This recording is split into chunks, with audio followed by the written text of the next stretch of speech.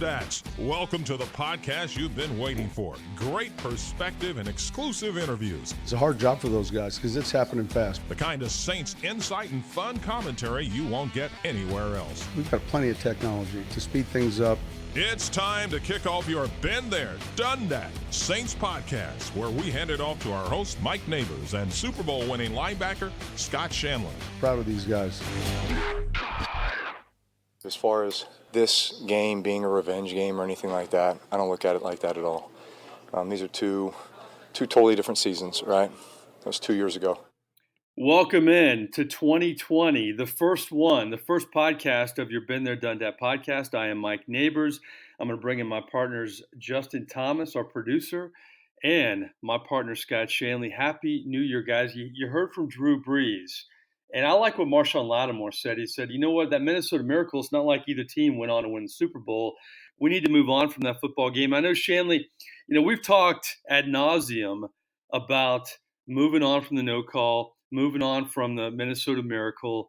And I think this football team, it's almost lost in that they've been able to do that year after year. And as a player who's had to move on from losses, we talked about that 2011 game against the San Francisco 49ers.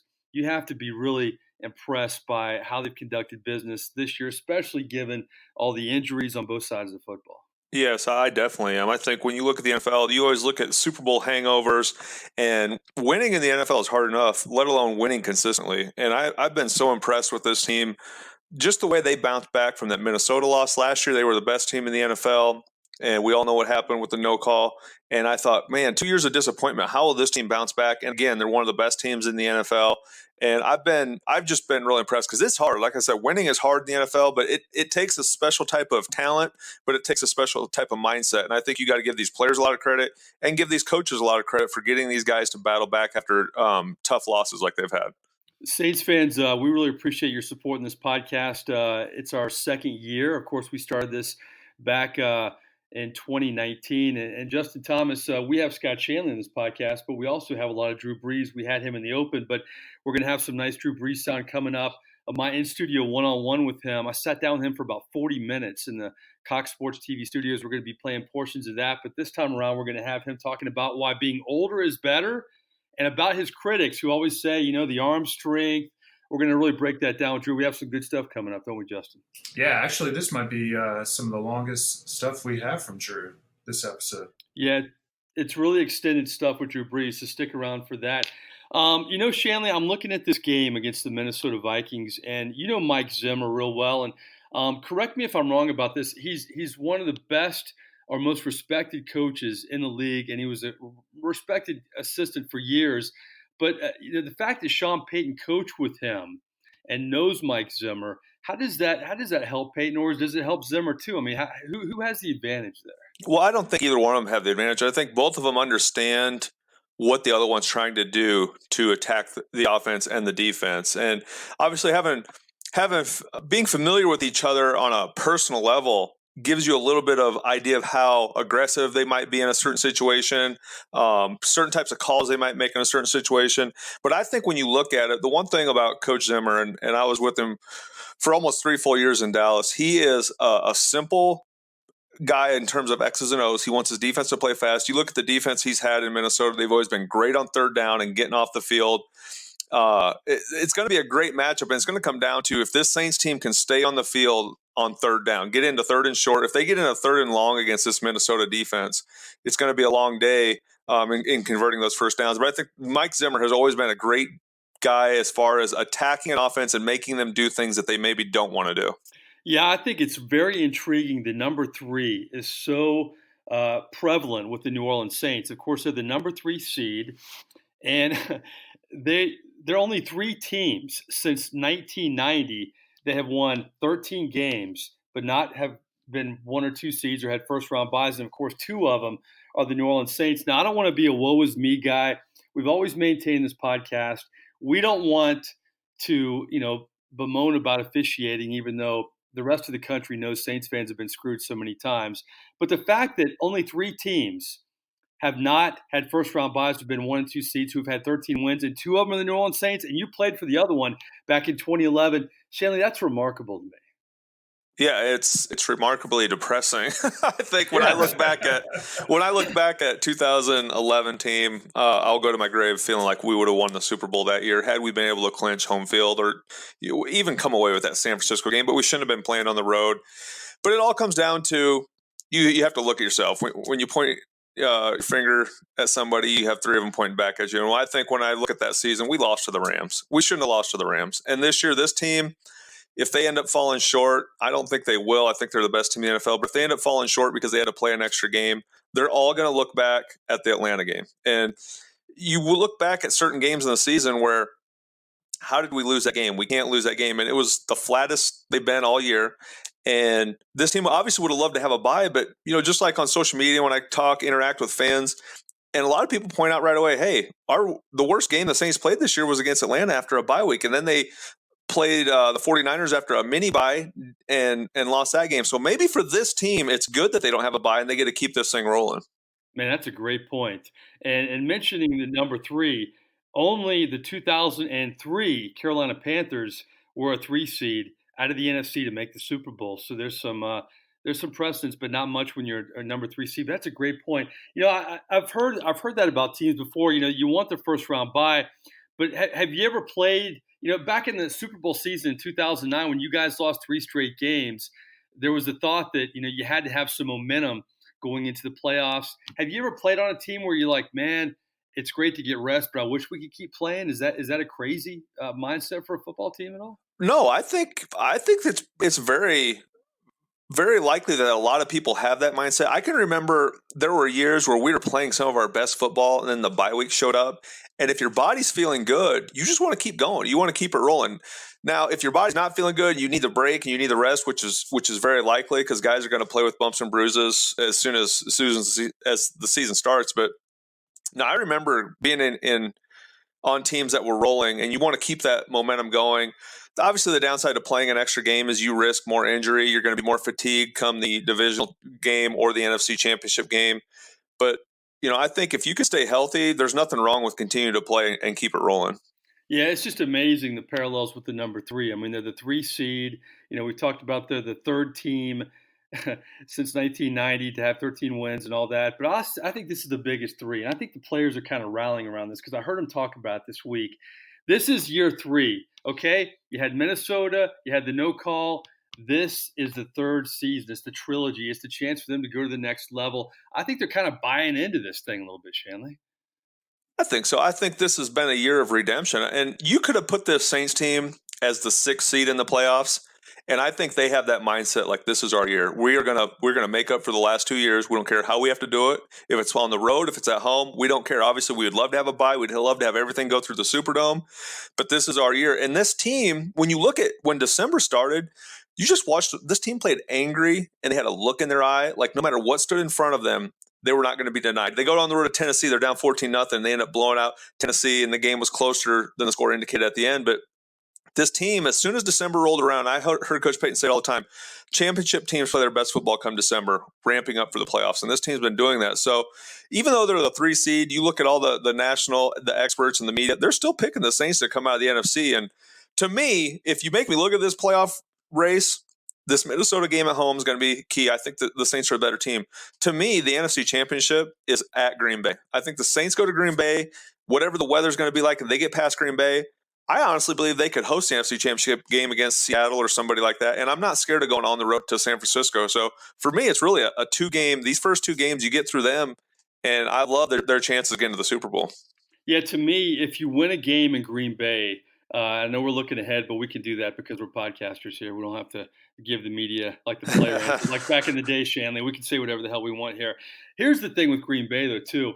If it's, a road game, and the Saints have only lost 2 road games in the last 2 years during the regular season. I mean, that's such a misnomer with Sean Payton. I know in the playoffs it's been a different story, but in the regular season, they're one of the best road teams in the NFL. I mean, people forget about that, Shanle. Well, they forget about it or they don't want to hear it because people love the narrative that the Saints are a soft, climate-controlled dome team, and that's why they put up all the great numbers. But like you said, the numbers don't lie. When you look at them playing road games, they have been successful. There was a period of time early in Sean Payton's tenure where we did struggle on the road, But you're right. The playoffs is going to be different. The only reason the Green Bay game worries me and going on the road, and that's where I wanted to avoid this whole thing to begin with, is I think Aaron Rodgers is an elite player, but I think the Saints team is a much better team than Green Bay. Every position, there's more depth, there's more talent.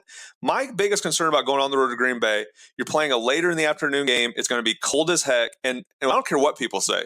When you're not used to playing in the cold, it matters. And for me, if I were the Saints, and I know we're looking ahead because we can do that, I would go up there 2 or 3 days before and have practices up there. You have to get acclimated to the cold weather because it absolutely makes a difference. And I think there's a coaching factor in Green Bay, too. I love how we're talking about Green Bay, though, because we're so confident about this Minnesota game. But I think if they get there, you got the first-year coach in LaFleur up in Green Bay, and Sean Payton loves to eat those young guys for lunch. You know he does, Shanle. Come on. He takes it as a challenge because at one time, Coach Payton was the young guy, the new and upcoming guy that all the old veteran coaches looked at and hated. Now he's kind of the old grizzled vet, and he's looking at these young guys like, I'm about to teach you something. I still have a lot of bright ideas and things like that, because a lot of these new young coaches are quarterback coaches, and the whole Sean McVay cup of tea thing, they all got jobs off that. So he's looking to prove his point to a lot of people, and I agree, Mike, we're looking ahead. But I think this Minnesota game, I think that it's not going to be a close game. I just don't think Kirk Cousins in the dome is going to be able to get it done. Yeah, I agree. Let's roll it back, though. We're going to have playoff predictions, and then we're going to have more likely, which is always fun. But now let's talk about Drew Brees. And I'm actually looking at this number, though, another 3 here. If you're the 1 seed, you have a 51.7 chance of winning the Super Bowl. 2 seed is 27.6. 3 seed, a 3.4%. You know Sean Payton loves throwing numbers like that at his football team. Just gets him fired up even more. Before we get to Brees' sound, and I like to ask him perspective stuff, and we have him in studio every year, and I hope you Saints fans who listen to our podcast really enjoy this. We're going to give you more of this. I got a lot of stuff next week and the week after from number 9. Last year at this time, Brees was really struggling. The offense was struggling, and boy, we've seen a flip-flop with this football team. Now, the defense played well at the beginning of the year. Now the offense is averaging like 36 points a game, looking like the 09, 10, 11 offense. How surprised are you that Brees is getting this done, coming off the injury? I mean, how amazing is this, Shanle? It's pretty remarkable. And when you look at a thumb injury, and I said when he experienced it, I didn't know if it was going to be a career-ending injury. And I was very serious about that because I saw Kurt Warner with the same thing. And Kurt ended up being a backup quarterback for Eli Manning before he finally got the thumb strength back to be a starting quarterback in Arizona. So what Drew's been able to do is remarkable. It's the Superman healing. His mind is as sharp as ever. But we kind of all said at the time, maybe a silver lining to Drew getting injured was late last year, he started to fall off a little bit. He looked a little tired, and as you age, it gets harder to have that same energy. The silver lining at the time when he hurt his thumb was, hey, if he comes back, maybe he'll have more in the tank. And I believe that's been the case. I believe since he took those 6 weeks off that we're seeing a better, more energized, more rested Drew Brees at this point in the season than we did last year. And so hopefully that can be a positive. Yeah, I agree with you 100%. If this team wins the Super Bowl, and if you believe in destiny, you never want anybody to get hurt. But boy, the injury actually ends up being maybe a good thing for this football team and Drew Brees. Well, speaking of Drew Brees, like I said, we're going to give you some extended interviews with him that we did in studio recently. My first clip, we have 2 clips, is everybody talks about him turning 40. When's he going to retire? He's getting older. This is what he can't do. I kind of flipped the switch on Brees here. At the age of 40, what things can you do now as a quarterback maybe you couldn't do 5 years ago or 10 years ago? Your ability to play at a high level into your later years is, to me, I define that as saying extending my prime, right? I'm trying to extend my prime. I'm trying to stay in my prime as long as I can. Well, what is your prime? To me, your prime is where your physical abilities are at a maximum level, and then your mental abilities, what you've learned, right, what you've developed, your experience, that wisdom, that kind of gets up to a certain level, and then you're just able to maintain that. At some point, I think your mental and your wisdom continues to go up, right? Because the more that you experience, the more that you gain that, right? Sure. And yet, at some point, the aging process kicks in, right? And then that physical wants to drop, and then I think that's when, a lot of guys call it quits. That's when they retire, right? But if you can maintain that physical along with that mental, well, you're maintaining your prime. Mm-hmm. And so for me, that's what kind of beating the aging process is, and that's what I feel like the experience and the wisdom continues to grow with every snap, right? With every rep, it grows. And so if the physical can stay there as well, if I can process something that much faster than I did a couple years ago, or get to that check that much faster than a couple years ago, that might be the difference.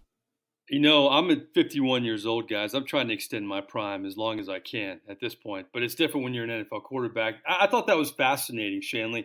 That really took you into the mind of Drew Brees. You know, at the Greenbrier a few years ago, he was saying, I'm going to play till I'm 45, and he scaled that back. I think that was a rare moment for Drew to really say how he feels and mean it, but then thinking, I don't want to put myself out there like that. But I thought that was really honest in how he approaches football in a lot of ways. Well, if anybody saw, we had our Super Bowl reunion, and we were at the Saturday morning walkthrough, and guys were in the weight room, and a bunch of people recorded. Reggie put it out there, and we saw Drew Brees on there. Not one single person in the indoor facility, but there's Drew Brees going through his audibles, walking up the line of scrimmage, checking to invisible wide receivers with an invisible defense. I stood there and I thought, this guy may play till he's 45, and that was the first time I really thought he could do it. When I saw that amount of commitment and the energy he still has to play the game, and just how competitive he is, I think Drew will do it until his body physically says you cannot do this anymore. Just because he's so competitive. A lot of guys like to walk away from the game before that happens. I just don't think Drew Brees is the type of guy who's going to go home and know that he could still play football and help a team win championships. And there's just so many things that as you age, you lose physically. There's no doubt about it. And obviously there's certain positions that you have to walk away from the game once you lose physical traits. But the league is doing a better job of protecting the quarterback position. And now I think it's good for the game that you have talents like Drew and Tom Brady and Aaron Rodgers, and all these guys will be able to play into their 40s because it's good for the game of football. So I would not bet against Drew Brees under any circumstances. I think he has a minimum 2 great years of football left in him. It'll be interesting, though, if he wins it all. To me, it's so tempting for him to walk away, Shanle. And you know what a competitor he is. That has to be quite a dilemma. If the Saints win it all, knowing he has, he can still play. And I also think another factor is this will not be the same football team moving forward. You got all these young guns. They can't re-sign all of them. It could be the perfect time to leave, but then he has the competitor factor. That's going to be quite a dilemma. I think so. And I should have said, I see Drew playing a couple more years if they don't win a Super Bowl. For me, the ideal situation for Drew Brees to win a Super Bowl and walk away from the game knowing that he was at the pinnacle of the game and he fought for 10 years to get back and do it again. It's not easy. Nothing is guaranteed. And I think that would be a great story if he won the Super Bowl and retired, because you're right. This team is going to be way different next year. This window has really been from 2017, 18 to 19. And after this year, there's going to be a ton of guys who are free agents. I mean, look at the quarterback position alone. Drew's a free agent. Teddy Bridgewater's a free agent. Taysom Hill is a restricted free agent. So they have to tender him at probably a first-round pick so nobody signs him to an offer sheet. This team is going to look dramatically different. Ryan Ramczyk's going to get paid. You have Lattimore. So it's really, they went all in this year, claiming Janoris Jenkins. They went all in this year because I think this is the year to get it done. Yeah, you got guys like Alvin Kamara who were cheap because they weren't first-round picks, but they're going to get paid too. So that's a podcast for another day. We'll get to that down the road. But let's stick with Drew Brees and his critics. How many times do you see it when Brees doesn't hit Ted Ginn or Michael Thomas downfield? Oh, there's the 40-year-old arm. If he has a bad game, Drew Brees is getting older and older. And then we've seen what he's done the past month and a half. I talked to Drew Brees about the critics that creep out every now and then. Is there a criticism of your game? I know you always are looking for motivation that is out there that you think is absolutely false and you love to prove the critics wrong. Is there one area of your game where you're smiling right now? I mean, I don't know. I chuckle, I mean, whenever the pundits want to say, it could be anything. There's got to be one thing, though. Yeah. No, listen, there's an attitude and a confidence. Yeah. And a respect that I go to the field with, and an edge every time I step on the field. And it really doesn't have anything to do with those that may have said something that week about my game or anything else, you know? Right. It's not like as I'm buckling up my chin strap, I'm like, I'm going to prove Mike wrong this week. I didn't say I it. know you did. Yeah. But, you know, that's just, you know, but. That's where you get in trouble. Well, yeah, I mean, just because then I think you just play angry and you play. Right. And that's not, listen, I want to play like I always have something to prove. Yeah. But I'm not trying to prove it to whoever said that, right? Right. I'm proving it to myself. I'm proving it to my teammates. Those are the guys I care about. Yeah, you media guys. He doesn't care about you. It's everybody else. You know, I would love to do a podcast with the politically incorrect Drew Brees and the politically incorrect Sean Payton, because Shanle, Brees wanted to say a lot there, but he was taking the high road. Yeah, and I think I love that you referenced how he was smiling when you asked him the question, because you automatically could see the wheels spinning in Drew's head. And I was sitting there like, Yeah. we saw a clip of it on CST, and I looked over at our host, Victor Hall, and said, come on, Drew, just say it. I wanted him to say it so bad because, you know, it's almost like he hangs these critiques and criticisms of him up on the wall or on his mirror, and he uses it to drive him and motivate him. And you know he's thinking, I've heard the critiques of, I can't throw the ball hard anymore. I can't throw the ball beyond 30 yards anymore. And you know what? There's no denying Drew can't throw the ball down the field like he used to. But what he does every single week in picking teams apart with his timing and accuracy, and I said most accurate quarterbacking in the NFL history, it is remarkable that teams know they're probably not going to go deep, yet still can't stop him. And I think that's a testament of his accuracy and his greatness. Yeah, I mean, to me, there's he wanted to say arm strength. I could just feel it. He wanted to say it so bad, but he's not going to say that. He's the leader of this football team, and you know, people are more and more aware of social media. He knows. You can see it sometimes when you ask guys questions.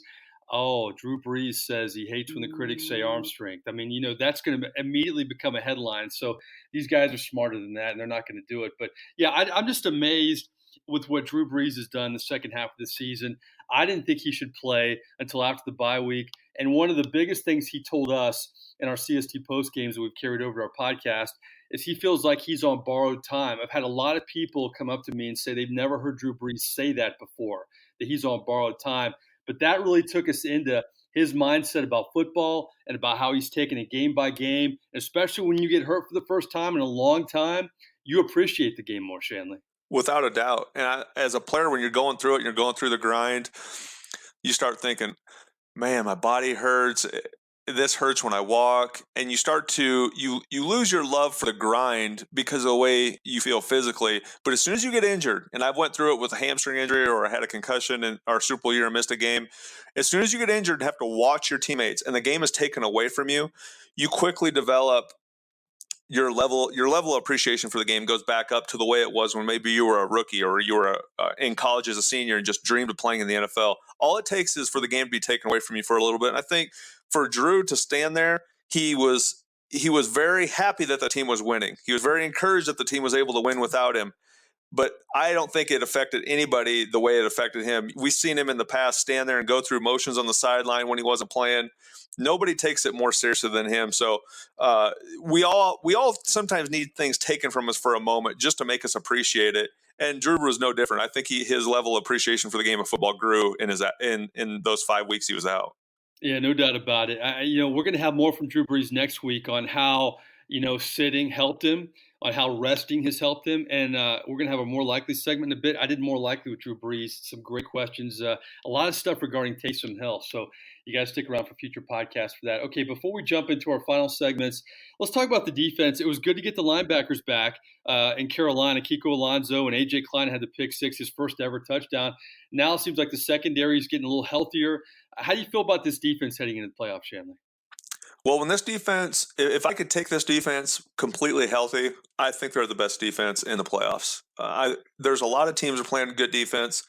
The health of this defense is what's going to be key. Is Eli Apple going to show up in the playoffs? Because you always need a ton of DBs. Are the linebackers going to be healthy? It's good that Kiko is back, AJ Klein back. You need these linebackers in the playoffs, especially if you're going to face Dalvin Cook this week because they're an outstanding running back. You're going to face possibly Jones and Green Bay on the road, which they're running the ball really well. And if you get past that game, you're more than likely going to play maybe San Francisco on the road, and we saw how they ran the ball. So the linebacker position is going to be key in terms of the health of that position, understanding how teams are trying to attack you. But if this defense, and they seem like they're getting relatively healthy, get Von Bell back, those pieces are all going to be an integral part of how far this team can go in the playoffs. And Janoris Jenkins, I'm just saying, he could be kind of that X factor for this defense. He's a veteran guy. It's not like he hasn't played football. I mean, he just made a idiot social media mistake. But, I mean, the guy can play football. It'll be interesting to see how he kind of gets in the rotation a little bit. Yeah, that's why I love the waiver claim at the time. It's late in the season. You're all in. This is a Super Bowl or bust type of year. And he's one of those guys where if you're playing man-to-man, he can do it. He can do it as good as any corner in the NFL. The downside to getting claimed that late in the season is I know Dennis Allen and this defense, they like to get exotic. They like to run zone pressures. And when you start to run zone pressures, guys have to understand who they're picking up in their zones when certain guys are blitzing. So it'll be interesting to see if he can get more reps, and maybe having this wild card game will give him more reps instead of going home and sitting around having a bye week. So if he can understand all those other concepts that they're trying to do defensively, he's going to be a huge addition to this defense. You know, that's the kind of content you're not going to get anywhere else, folks. Shanle breaking down Dennis Allen's D. I love that whenever he does it. All right, speaking of great content, Justin, before we go to our favorite segment, you have breaking news for us. Yeah, that's right. The AP All-Pro roster came out today, and we have 4 Saints on it, actually. Michael Thomas was unanimous pick for wide receiver.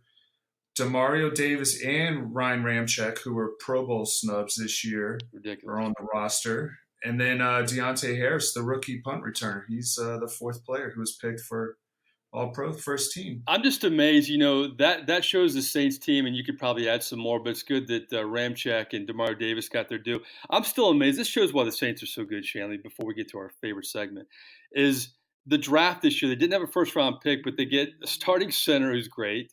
You know, they get Chauncey Gardner-Johnson, C.J. Gardner-Johnson. I think he's going to be a good player. And then, oh, by the way, you know, you got Deontay Harris. I mean, that's a decent rookie class. It's a heck of a rookie class. And that's why the Saints team is in the position they've been in all the way back to 2017, is they started to draft well. And we saw those years where they were 7-9, 8-8, 2014, 2015, 2016. Those were years where you didn't have great draft classes. You didn't have key free agent signings. And for the past 3 years, this team has been the envy of everyone else throughout the NFL when it comes to drafting players, because they haven't really missed on many draft picks. And that's how you have to win in the NFL. The salary cap is set up to pay your star players, and then you have to draft well. And every 3 to 5 years, you're going to be rotating through a lot of players. And you have to give this Saints front office, Coach Payton, Mickey Loomis, Jeff Ireland, who's in there now, you have to give them a lot of credit for building this team the way they have. It's really amazing. I mean, they really have hit not only on the draft, but they've hit on free agents as well. When you look at Demario Davis, you look at Kiko Alonso to get off the scrap heap from the Miami Dolphins when Anzalone goes down. It's just name after name after name after name. Very impressive. But Justin, speaking of impressive, you know what time it is.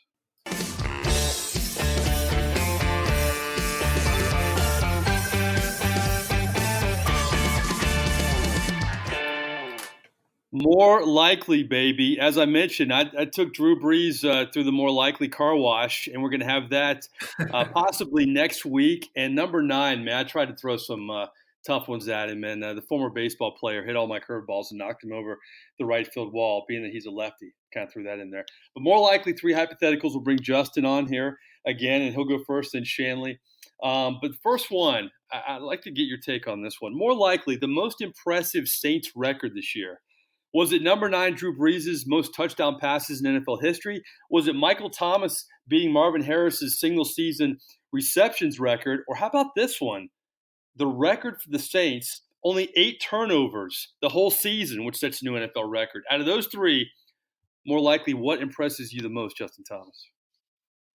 Oh, man, starting off the new year with a tough question. How about that? That's a really, really – it's so difficult. I mean, all 3 achievements are spectacular. I think the fact that Drew Brees has played this long and passed Peyton Manning's record, that is amazing. Michael Thomas, what he's done. Oh, Mike. Welcome to 2020. Seriously. Well, welcome to it, man. Got to bring it home here, Justin. You know what? I'm gonna go with Drew Brees. I think when he came in 2006, no one knew what to expect. They didn't know if the shoulder would heal properly, if he would be playing. I don't think anyone thought he'd be playing maybe 10 years after. The fact that he's still in the league, he's playing probably the best he's ever played. I think you have to pick Drew Brees and what he's done. That's just an amazing record. And the way he's playing, the way Tom Brady seems to be struggling lately, I wouldn't be surprised if that record's not broken for a long time. Yeah, I still can't stand last year. We didn't get the Brady Brees Super Bowl with all the storylines with Belichick and Brady and Peyton and Brees and all these records. Man, that would have been a fun week in Atlanta. In so many ways, that just would have added to it. But Shannon, I can't wait to get your answer on this. Out of those three records, more likely, what impresses you the most? Yeah, the benefit of going second is I was able to think through this, Justin, because this is a tough one. But I'm going to validate and give each one credibility. Nothing Drew Brees does surprised me. And that shouldn't take away from his accomplishment because it is unbelievable. Michael Thomas, I never thought that record would be broken. When I look at Michael Thomas, Marvin Harrison had Reggie Wayne on the other side of him. Michael Thomas has done this knowing defenses knowing he is the focal point. We have to stop him, and they still haven't been able to stop him. And he did it with two different quarterbacks this year. That is a huge, huge feat and something that you can't really bat an eye at. But I'm going to go because I'm not a big fantasy football player. I'm not going to give the two guys credit for individual work. I'm going to go with the turnover ratio. People, do you understand? Every team, when you start the season, everybody talks about turnover takeaway ratio and how it affects your odds of winning. If you're +3 after a game, you have a 90% chance of winning an NFL game. I've heard that stat over and over. Sean Payton talks about taking care of the football, and you carry the hopes and dreams of everybody on that team every time you touch the ball. That's all he ever talks about. This 8 turnovers in a season, 3 turnovers, I believe, in the last 11 games is something unbelievable. It is unheard of. And I never thought I'd see the day because just let me put this in perspective for the listeners. The Saints had 8 turnovers all year. Jameis Winston threw 30 interceptions by himself. You stole my thunder. Jameis. Oh my God. This is why the Saints won games this year. This is why the Saints won games without Drew Brees for 5 weeks during the season. When you don't turn the ball over in the NFL and you don't beat yourself, you can win games. And it's a huge, huge accomplishment for this team. Shanle, you stole my thunder. I heard the greatest line on Jameis Winston this week, and you don't play fantasy football, but you'll appreciate this. This is a tremendous line. Hopefully you Saints podcasters will like this. If you play fantasy football this season, you should have had Jameis Winston as your quarterback, and your defense should have been the defense playing against Jameis Winston, and you would have won every game. How about Bruce Arians? How about Bruce Arians' line? If we can win with this quarterback, we can win with any quarterback. Yeah. Oh, that's a different topic for another day. But Jameis to end the season on a pick 6. We were in Carolina, and my media friends in New Orleans came down. They said, "Can you believe they lost in overtime on a pick 6 from Jameis?" I almost fell out of my chair. I mean, he joins the 30-30 club, and that's his last play of the year. It's unbelievable. But yeah, it shows how good the Saints are this year. And you know what? I'm like you, Shanle. I got to do the congratulatory handshake to Drew Brees for breaking the touchdown record. And it's funny that he was injured. He would have broken it earlier in the year, but it's great he got to do it on prime time. And we talked about that in the last podcast. And he did it before Brady, even though he had the injury. Boy, Michael Thomas, I almost picked Michael Thomas's record because you're right. He doesn't have a lot of help, but he still gets it done. And how about not only almost scoring a touchdown to break the record, but then this is what Sean Payton always does well. If the guy almost gets there, he's going to reward him again. We've seen it with Kamara all year long. He gets a touchdown anyway to extend the record. What Michael Thomas has done, I hope most NFL fans, I know Saints fans appreciate it, but I hope most NFL fans do. He's undoubtedly the best wide receiver in football. But I have to say the turnovers. I mean, to have 8 turnovers in 1 year. I live in Tampa. I see the ebb and flow with Jameis Winston. I mean, Jameis Winston almost had 8 turnovers in 1 game against the Texans this year. It's a crazy. You can go an entire season. So, yeah, that's my most impressive one, 8 turnovers. Pretty remarkable. Okay, more likely number 2. Who would be your unsung playoff saint moving forward? We talked about the Drew Breeses. We talked about the Michael Thomases, the Alvin Kamaras, and Cam Jordan's not going to be unsung. We know what he can do. I'm going to give you 3 names. You can go off the board if you want. How about Latavius Murray being that unsung hero for the Saints? How about Traquan Smith, sneaky Traquan Smith, who seems to be contributing more and more, not hitting the rookie wall this year? And on defense, how about Von Bell? Von Bell's a little healthier now. Von Bell had a lot of big plays early in the year, especially in that Seattle game when the defense dominated. You can go off the board, but I'm throwing out 3 names. Your unsung playoff saint, more likely, Latavius Murray, sneaky Traquan Smith, or Von Bell. And by playoff, you mean going into the playoffs? Yeah, correct? like if we did this in 09, it would have been Tracy Porter, Right. Garrett Hartley, You could throw Will Lutz in maybe, anybody you want. Man, I wish I had the luxury of having some time to think like Scott does. But, I've been really impressed with Latavius Murray the second half of the season. Kamara, the last 2 weeks, I feel like is starting pretty much looking how he looked his first 2 years. But up until that point, Latavius Murray has been running the ball great. I'm surprised we weren't even having him run it more, to be honest. But I think with a healthy dose of Latavius and Kamara, I think that's going to be a huge factor going into the playoffs against some really good defenses. I think the other 2 players, Traquan has shown from time to time he's there, he can make the plays.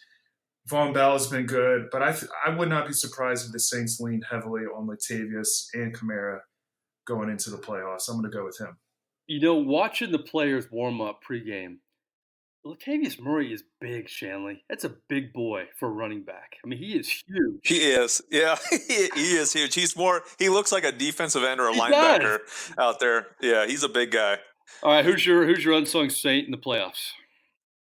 Well, I was going to go Jared Cook, but I don't think Jared is unsung. I think everybody understands how big a part he is to this team. And we just look at the 49er game. When Jared Cook was on the field, they're up 20-7. Jared Cook goes out and it turns into a shootout.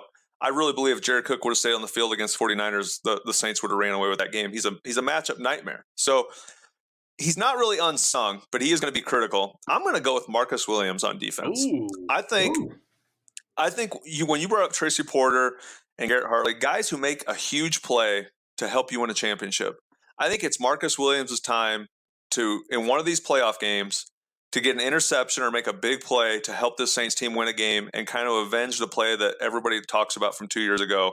And I think it'll change the narrative when you think of Marcus Williams and his legacy when it comes to being a safety for the New Orleans Saints. That's interesting because when you look back at that Minnesota game, and I'll never forget watching that with Shanle thinking, man, this is going to be a hell of a post-game show. This is going to be, wait a second, But Marcus Williams had a key play in that game before the last play. He really should have been a hero in that game before the last play. You're right. You're right, Mike. And a lot of people forget about that play. The Saints were getting beat down for most of that game. And then they started to turn the tide a little bit, and it still wasn't looking good. And Marcus Williams made a great rangy play all the way across the field, intercepts the ball, puts the Saints in position to even make that a game. If he doesn't make that interception, the play that happened to him at the end probably doesn't even come up because the Vikings are just taking a victory formation kneel down to win the game. So I think maybe it's more wishful thinking. I don't know. Marcus is a heck of a player. I think he's got it in him to make a game-changing play. But I think it would be a great feel-good story to see him be a huge factor in helping this Saints team win a Super Bowl. I like it. Okay, my unsung playoff guy, I'm going my man, sneaky Traquan Smith. You know why? When Drew Brees needs the career passing yards record, who does he go to? Traquan Smith. When he needs the touchdown record, who does he go to? Well, he should have gone to Traquan Smith. The refs screwed that up. He's going to go to Traquan Smith when he needs him in the playoffs. He's going to have a couple huge games. Maybe Minnesota. Maybe we love to look forward to Green Bay. We're going to Green Bay, man. It's going to happen. Green Bay may have a good game too. So I like sneaky Traquan Smith. All right, this is an open-ended one. It's our first podcast of 2020. And this could apply to anything. It could apply to what you want in football. It could apply to the Saints. It could apply personally for you. But it is the new year. More likely, Justin Thomas. And I know Shanle likes going second on this one. What is your New Year's resolution? Do you have one? It could be for the Saints. It could be for yourself. I'm going to leave it wide open. Heck, I'd like a Super Bowl from the Saints, but that'll work. But you know what? Honestly, something that I think this year, and this is a football related, has reared its head that I would like to see addressed more. The NFL's attempted to fix this, put a Band-Aid on it, so to speak. with the review of pass interference. But on a whole, the reffing this year, I think, has been the worst that I can remember. And it's not even just with pass interference calls and not calls and reviews. It seems all across the whole board, so many questionable calls by the refs. I would love for somehow, some way, I don't know how this would even work, but for the NFL to sit down and reevaluate whether how they train the refs, if it's they need to go full time, whatever. I think it's really hurt the game this year, and there's been a ton of games where teams should have won and lost because of bad plays. I'm sorry, bad calls by the refs. I think for the NFL, I would like to see that as their New Year resolution. Fix this All right. ref adjustment then. We need to get the Hallelujah chorus just so you can hit that. Okay, so you could have hit it right there. We need to have that moving forward in 2020 because I think there's a lot of things Saints fans will say, hallelujah, Justin, we agree with you. I agree with you 100%. They got to get it fixed, especially because in that Seattle game against the San Francisco 49ers, how the heck do you not review that play? And that would have changed everything with the Saints. And it's so easy. I don't want to be the woe is me Saints podcasters because you know what? Saints fans aren't like that. It's just, boy, how many times are they going to get nicked up by this officiating, whether it's with them or impacting them in another game? So, yeah, I agree with you 100%. All right, Scott Shanle, you've had some time to think. So what is your New Year's resolution? Could be for the Saints, could be for you, could be anything. Well, first of all, I've never been a big New Year's resolution guy. I don't think I've ever picked a New Year's resolution at any point in my life. I've always thought if I pick a New Year's resolution, I should have, if I've thought about it, it's something I need to work on or do. I've let myself down by not doing it already. So I've never been a New Year's resolution guy, but I'm going to say this. I think personally, I can't believe it's 2020 already. I told my wife the other day, the scary thought about it being 2020 is I can remember it was year 2000 like it was yesterday. I was in college. Yeah. That seems like just a year ago. 20 years from now, I'm going to be almost 60. You've lived well, my friend. You've lived well. You've lived a good life. So my rationale in getting kind of freaked out, maybe it's midlife crisis, is 20 years from now, I'm going to be almost 60. So my New Year's resolution right now is to try to slow time down a little bit more, stop and smell the roses, enjoy the little things. You know, I do a lot of things in my kids' life and I'm a part of their activities and go to everything. And so it's not that I don't do those things and enjoy those things, but you know, we as adults, we get so caught up in our day-to-day life and, you know, what's on the schedule, what's on the calendar, that I think time flies because we're constantly so busy. I'm going to try to find a way to slow time down if I can and stop and enjoy the small things. And maybe 2020 will slow down a little bit. You know what? That's great perspective. And to make you feel better, Shanle, in 9 years, I will be 60. So how about them apples? And by the way, before my New Year's resolution, I'm looking at the numbers here. Jameis Winston had 4 picks against the New Orleans Saints back in November 17th. That is remarkable. That's half the turnovers the Saints had all year long. Wow, that's unbelievable. My New Year's resolution, you know, I always like to kind of have a New Year's resolution, but I think I've cut back on it the older I get. I think it was more fun when I was younger, just to have something to work on, because you know what, I'm perfect these days, so it's kind of hard. But I think for the Saints, this is what I'd like to see. And I'd miss covering Drew Brees, but I want him to get the ending he deserves. I'd love the Saints to win the Super Bowl, and I'd love Drew Brees to retire in a glory like that. And then I'd love for Taysom Hill to become the heir apparent. How much fun would that be? If you're not going to have Drew Brees, you're going to see Taysom time all the time, baby. That would be fun, wouldn't it? Come on, Shanle. Yeah. I love Taysom. I do. I really do. But he's 30 years old. He's more of a slash. He's a Cordell Stewart type guy. He's a great football player. I don't know as a franchise quarterback, especially when you're going to have Teddy there, who I think is going to garner a lot of interest in free agency. The Saints are going to have a tough decision to make come this offseason when it comes to the quarterback position. You could be right. Maybe Drew retires, Teddy signs a $150 million deal somewhere, and the Saints make Taysom the starting quarterback. And, hey, there's a lot of teams that would love to have Taysom Hill as their starting quarterback. Or they re-sign Teddy, and they can afford Taysom and Teddy, and then they unload Brees' contract. So there's a lot of good options for the Saints potentially. If they win the Super Bowl, it's all good. It's all great stuff moving forward. All right, that's great. More likely. Excellent job, Justin. I had 3 in the fire. You had to go first. That was good work out of you. Let's go prediction time. Who's going to be your Super Bowl pick? Justin, you go first. Who's going to play in the Super Bowl? Who's going to win it? Who's going to play? Who's going to win? All right, I will start with AFC. I really think the Ravens are just a solid team all around. I think they're going to get there. I'm curious to see who they beat to get there. I think it'll probably be Kansas City Chiefs. So that's my AFC pick. I think right now, even though the Saints have the 3 seed, it's hard to pick against them. They just seem like the last December, they really turned it on. The offense is finally firing at all cylinders. The defense struggled a bit, but I think that's due to injuries. And like we discussed, we're getting a lot of players back that were hurt. I think it's the Saints all the way. And I think if they get to the Super Bowl, I think they're going to win it. Being back in Miami 10 years later after 2009, I mean, what more do you want? I mean, it just seems like it's set up exactly perfectly for Saints getting a second Super Bowl. Interesting. Saints over Ravens then. Correct. Okay, Saints over Ravens. Scott Shanle, the floor is yours. Super Bowl predictions. Who's in and who wins?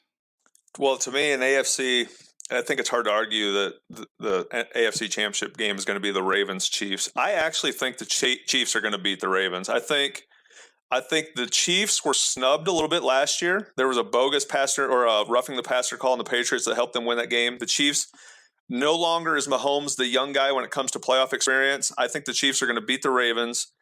And then I think the winner of the Saints-Green Bay Packers game is going to represent the NFC. So I'm going to go with Saints versus Chiefs, just like it should have been last year. Both teams were snubbed in the championship games with bogus non-call / calls by the referees.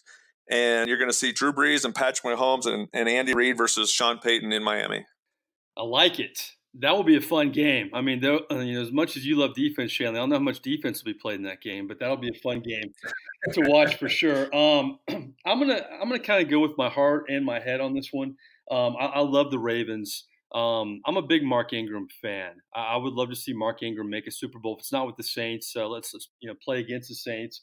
And I like the Saints. There's something about this football team. The storylines, we've talked about them all year. I mean, Brees goes out. Brees is healthier down the stretch. People count Brees out. People count this football team out. They kind of get screwed with the 3 seed. They got a huge chip on their shoulder. They're going to say that it's not revenge, but they've admitted it. I mean, Cam Jordan, I think, wore a hat. It was like the Saints against the world this week and didn't want to explain it. This team is fired up. They're ticked off. They know they've been screwed a lot. They want to get back there, and they have the coach that's going to motivate them to do it. So I think Saints against Ravens. And Mark Ingram, do me a favor. Alvin Kamara hasn't been the same interview since you left the locker room. So when we have Super Bowl Media Day in Miami, just stick around for the Saints portion. You can jump on the podium with Kamara, too. We'll interview both, just like the old days. It'll be kind of fun. I don't want you to win the game, but just help us out in Media Day. But, yeah, seriously, I'm a big Mark Ingram fan. I'm happy that he's had a great year. That'll be a great storyline with him against the New Orleans Saints. So we all have Saints. Yeah, call us homers. But you know what? I think for different reasons, we feel good about this football team. The defense is healthier. The offense is playing lights out down the stretch. Reminiscent of 2009 in a lot of ways, Shanle. I think so. It's all going to come down to the one thing that stood out to me, and I'll go back to our Super Bowl reunion, which was a couple weeks ago. We had our little get-together and party, and we watched we watched the DVD. We watched the night before the Colts game. We watched another DVD they put together after that, and they put those in. And Coach Payton came over to the defensive table and goes, "Guys, there's one thing that I know we have to do better." After watching that film, he's like, "I'm going to get on Dennis Allen in this defense. We need to start taking the ball away more." So if this defense can start getting takeaways to go with their great rush defense, I think the Saints will be lifting that Lombardi Trophy again in Miami. I like it. It would be unbelievable symmetry with the way things unfolded in 2009. The same regular season record, even though they kind of accumulated it in different ways. Saints finishing the year 13-3. Going to have to do it in a different way than 2009, but I think we all agree we think they can do it. Okay, Twitter. Our Twitter followers are slowly but surely picking up. We appreciate your interaction on Twitter. We're going to have more polls. We're going to have more content, more Drew Brees interviews, all that kind of stuff. Where are we on Twitter, Justin? Dundat Podcast. At Dundat Podcast. We're on all the platforms, so please subscribe. Give us your feedback. Give us input on what you would like in the future, maybe interviews, guys we can bring on, Saints personalities. We're on all the platforms, iTunes, Podbean. Stitcher, Spotify, Google, so please check us out. I think we all agree they're going to win against the Minnesota Vikings. Obviously, we picked them in the Super Bowl, so that's step number one. We'll recap that game next week. We'll have more from Drew Brees. We always have more likely, and we always have Scott Shanle and Justin Thomas. I'm really Mike Nabors. Thanks for listening. We'll talk to you next week.